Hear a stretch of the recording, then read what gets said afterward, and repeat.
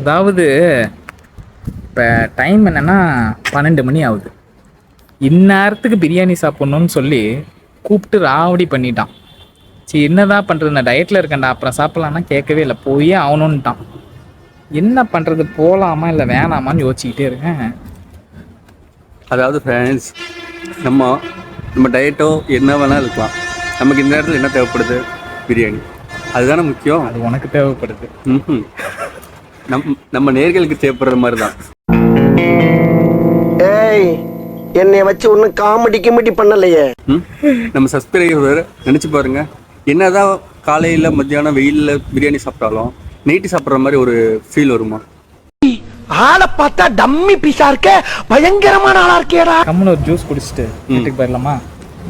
பிரியாணி சாப்பிட்டு ஒரு ஜூஸ் கொடுப்போமா?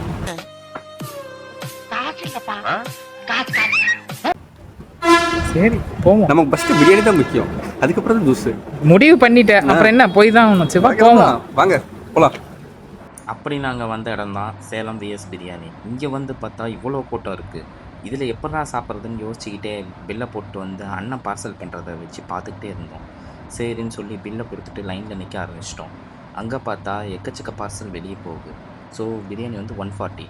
ஆனால் இந்த ரேட்டுக்கு பரவாயில்ல தான். மிட் நைட்டில் ஒரு லெக் பீஸ், ஒரு முட்டை இதை வச்சு கொடுத்துட்றாங்க. நானும் என் ஃப்ரெண்டும் ஆளுக்கு ஒரு பிளேட்டு வாங்கிட்டு அப்படியே சைடில் ஓரமாக போய் நிற்க ஆரம்பித்து சாப்பிட ஆரம்பித்தோம்.